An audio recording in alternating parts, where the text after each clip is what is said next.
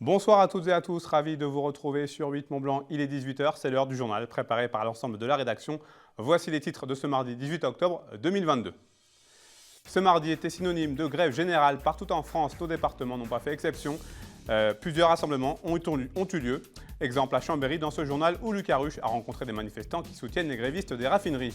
Et puis la Haute-Savoie lancera en mars prochain son propre salon de l'agriculture 3 semaines après le grand rendez-vous parisien. Vache en piste a pour objectif de réunir pendant 4 jours plus de 700 animaux à Roche Expo. Nous entendrons l'organisateur de cet événement. Attendu dans tout le pays, cette journée de grève interprofessionnelle a rassemblé de très nombreux cortèges à Annecy, à Albertville ou encore à Saint-Jean-de-Maurienne.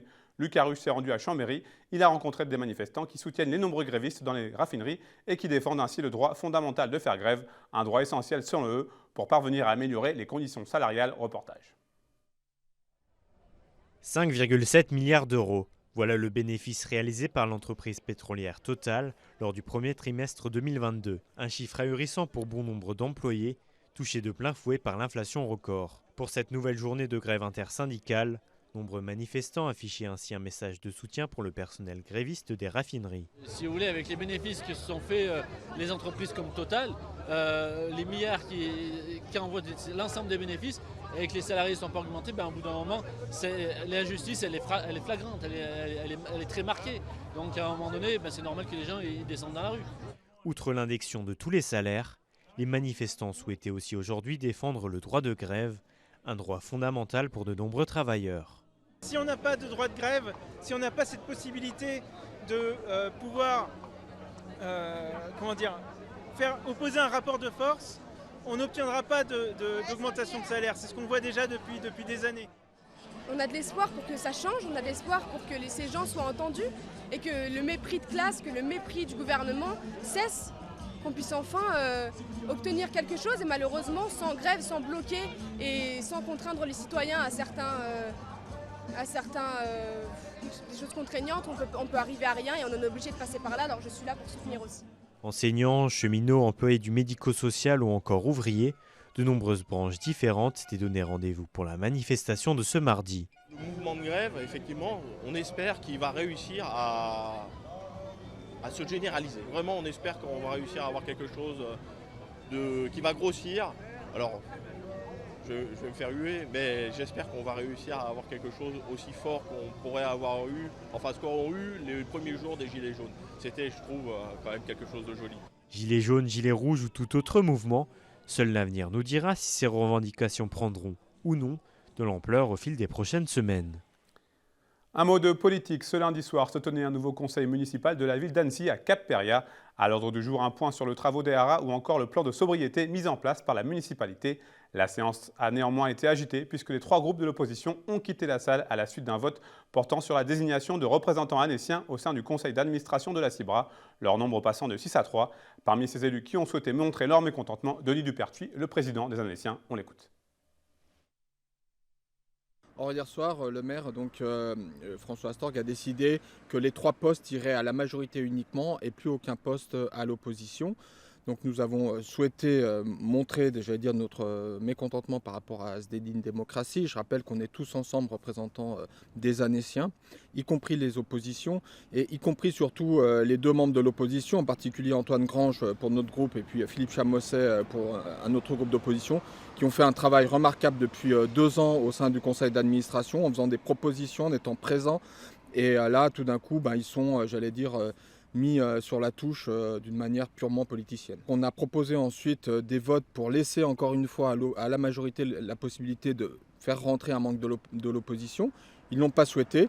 Il y a un moment donné, on a pris acte du fait qu'il y a un tel décalage entre les discours de M. Astorg qui parle de démocratie tout le temps et les faits. Alors sur ce genre de nomination, mais vous avez aussi la même chose sur le travail en commission qui n'a quasiment pas lieu, sur la présence aux événements culturels et sportifs qui nous sont bien souvent fermés.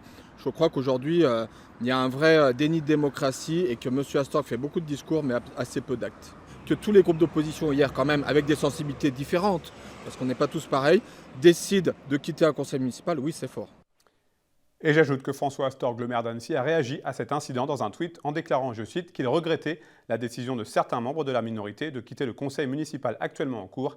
Cette instance démocratique doit continuer de nous rassembler malgré nos différends pour faire avancer le projet des Annéciens. Fin de citation. 3 semaines après la fermeture du Salon international de l'agriculture de Paris, Roche Expo accueillera du 30 mars au 2 avril 2023 la première édition de Vaches en piste. À l'origine de cet événement, des éleveurs de vaches de race Abondance, Prémolstein, Montbéliard ou encore Érins. Ils se sont donnés comme défi de réunir plus de 700 animaux pour ce salon qui proposera de nombreux concours, des combats de rennes et de multiples animations. L'annonce officielle de ce rendez-vous a eu lieu la semaine dernière à La Roche-sur-Foron. On écoute les précisions de Florent Duclos, le président de l'APMH, l'association organisatrice. Ses propos sont recueillis par Emmanuel Jaude. Je pense que les éleveurs vont faire le déplacement, je pense, de toute la France pour venir en Haute-Savoie voir ce concours qui sera vraiment pour eux indispensable dans l'année 2023, c'est sûr. Et bien sûr, le grand public sera forcément au rendez-vous parce que c'est un salon de l'agriculture. Donc on a pris un petit peu les codes du salon de l'agriculture de Paris, mais qu'on organise en Haute-Savoie, donc avec tout un tas de stands, d'alimentation, d'animation pour les enfants, d'artisanat, de produits de territoire, de marchés de produits de circuits courts, tout un tas d'animations qui seront autant pour les familles que pour les plus âgés. Et du coup, ça sera une fête pour l'ensemble des personnes, que ce soit professionnelles ou personnes grand public qui est néophyte de l'agriculture. On a vraiment dessiné les contours de l'événement. Donc là, on rentre vraiment dans l'opérationnel de la fin. On a vraiment bien travaillé. Après, c'est sûr, chacun d'entre nous, on est éleveur. On a beaucoup de boulot dans nos fermes aussi. Donc, on prend sur nous. Ça nous permet aussi de se retrouver et de se fédérer et pouvoir partager notre expérience autour de l'élevage. Et c'est ça qui est important. On aura bien évidemment l'occasion d'en reparler. Et cette présentation de Vaches en piste était soutenue par le Conseil départemental de Haute-Savoie qui a annoncé avoir débloqué une enveloppe exceptionnelle de plus de 1,5 million d'euros à destination du monde agricole. Ces crédits serviront à aider les éleveurs qui souhaitent se doter de réserves de foin sérieusement mises à mal par la sécheresse estivale. Je vous propose d'écouter à ce sujet Martial Sadier, le président du Conseil départemental de Haute-Savoie. Vous le savez, j'ai annoncé que le budget agricole doublerait en 2023. Donc le département va passer de 5 à 10 millions d'euros son budget. Et notamment, on le voit bien cet été, pour prévenir les crises, à la fois les crises sanitaires et puis l'évolution du climat, pour accompagner et accélérer l'adaptation au changement climatique. Et en attendant bien qu'on se soit adapté, on a des coups durs comme la sécheresse de cet été. Il manque beaucoup de foin et beaucoup de regains dans les exploitations. Et donc la Chambre d'agriculture a proposé un dispositif. Le département accompagnera le dispositif de la Chambre d'agriculture pour accompagner et aider les éleveurs qui sont les plus tendus financièrement et en termes de quantité de foin à refaire leur stock de foin pour passer l'hiver. J'en profite pour rappeler au grand public qu'une vache laitière, avec l'accompagnement, c'est-à-dire les genisses et les veaux, une vache laitière, ça consomme 3,5 tonnes de foin par hiver en Haute-Savoie. 3,5 tonnes de foin. Donc voilà, vous faites le petit calcul. Un troupeau de 50 à 60 vaches laitières, c'est 200 tonnes de foin pour passer l'hiver.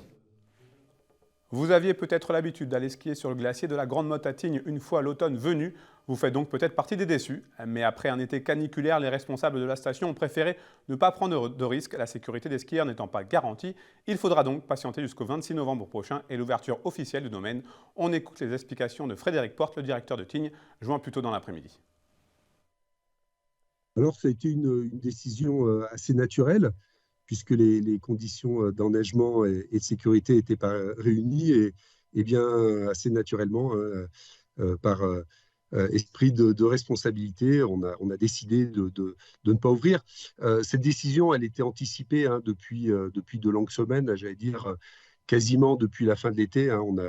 On avait commencé à annoncer l'ouverture garantie du grand domaine Tignes-Val d'Isère à partir du 26 novembre, parce qu'on anticipait, compte tenu des conditions d'enneigement et du printemps doux, de l'hiver dernier qui avait été assez peu enneigé, et des épisodes caniculaires de l'été, que serait difficile d'ouvrir à la Toussaint comme on a l'habitude de le faire. La déception, elle est surtout de constater que le dérèglement climatique général affecte tout particulièrement nos montagnes.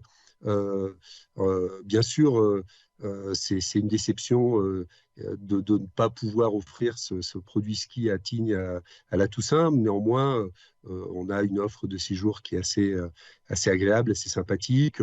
On a des sportifs de haut niveau qui viennent déjà s'entraîner. Et puis, on se prépare raisonnablement et patiemment pour quand même une très belle saison d'hiver qui va démarrer déjà quand même fin novembre et qui va s'étendre jusque début mai. Donc, on est quand même mobilisé pour un bel hiver à Tignes. On est à la fois optimiste sur les conditions de ski, l'enneigement qu'on va avoir cet hiver, et puis aussi on a un beau niveau de réservation déjà là pour tout l'hiver et en particulier le début de saison. Donc la motivation et la mobilisation de tous les acteurs de la station sont au rendez-vous. Mais bien évidemment, il y a une évolution qui est pas favorable au développement des ailes de saison pour la partie ski, bien qu'on continue à s'organiser, à avoir une activité de snow farming avec des nouvelles bâches bio dans des combes peu exposées au soleil qui permettent l'entraînement d'une partie du ski de haut niveau et du ski pro dès l'automne. Donc c'est quand même un ajustement plus qu'un arrêt total. C'est la fin de cette édition. Merci à vous pour votre fidélité à l'information sur 8 Mont Blanc. Merci à toute l'équipe. Tout de suite, la météo de Thierry Paulme. Vous avez ensuite rendez-vous juste après avec un nouveau numéro de l'Aparté de la Rédac. Et ce soir, Victoria Lopez reçoit Jean-Sébastien Hainaut pour parler du festival Le Grand Bivouac. Passez une très belle soirée. Prenez soin de vous et de vos proches. Je vous retrouve ce mercredi pour un nouveau point complet sur l'information en Pays de Savoie sur 8 Mont Blanc.